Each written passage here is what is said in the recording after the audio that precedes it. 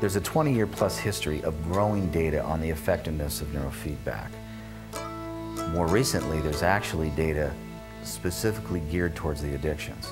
Centers have demonstrated that individuals who undergo neurofeedback are more likely to remain in treatment, they're more likely to be dedicated to the treatment process, and the outcomes demonstrate they're much less likely to relapse. The outcome of the studies indicated to us that this was a very valuable tool that we need to keep and use. I've noticed a big change. I'm like a new woman here. I came here based on alcohol addiction. I came here seeking treatment for my drug and alcohol addictions.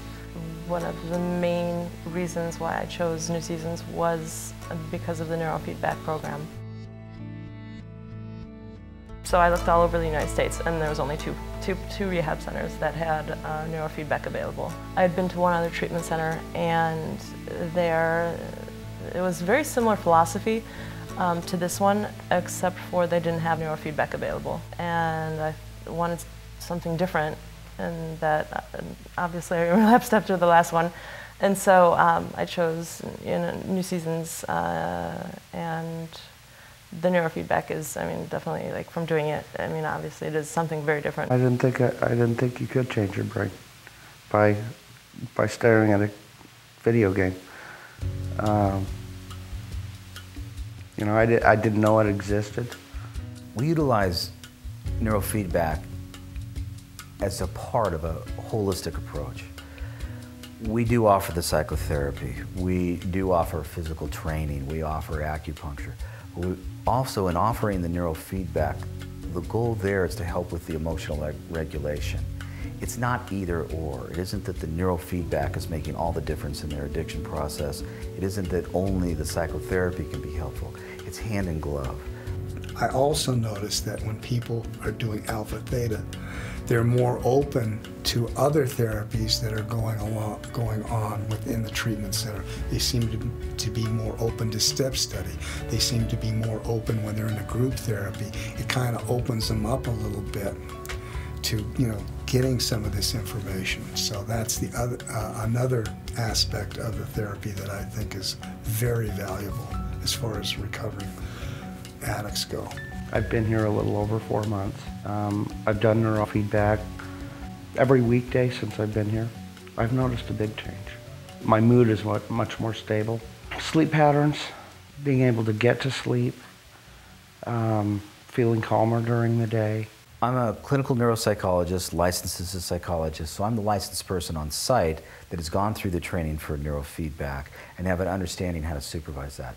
We also have 2 separate technicians that have thoroughly gone through the whole training and are clinicians in and of themselves. They interact with the client in a clinical kind of way. For example, there's questions that we have them answer at the very beginning of every session about how they're doing. Many times information will come up and they'll start talking with that person, and they may express things that they aren't necessarily expressing in the psychotherapy sessions. So our technicians are utilized as a member of the treatment team. At first it was kind of awkward, just because I'm not used to doing it.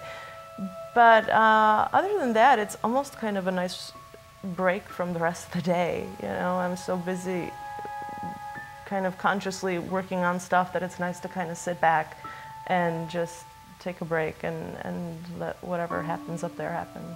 By gaining the feedback in a game-like situation, the people actually are able to look forward to it. They certainly enjoy that. Yeah, I'm noticing a change in my psychotherapy as well as, you know, outside of the sessions. By utilizing the neurofeedback system, we're able to get the client to benefit that much more from the other aspects of the program.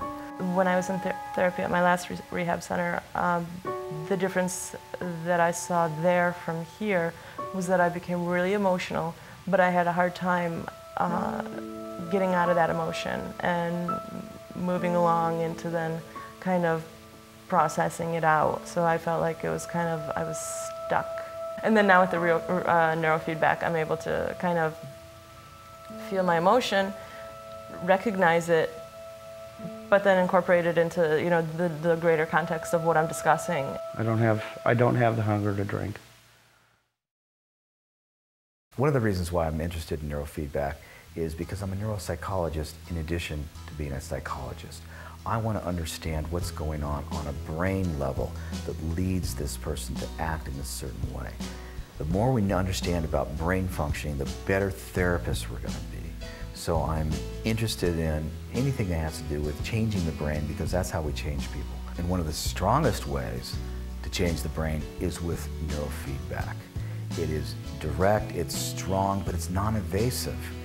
It has no significant secondary effects. I'm not saying do away with medications. There's reasons for clients to be on medication. There's reasons for clients to be involved in psychotherapy. There's reasons to have clients exercise. There's reasons for clients to exercise their brain.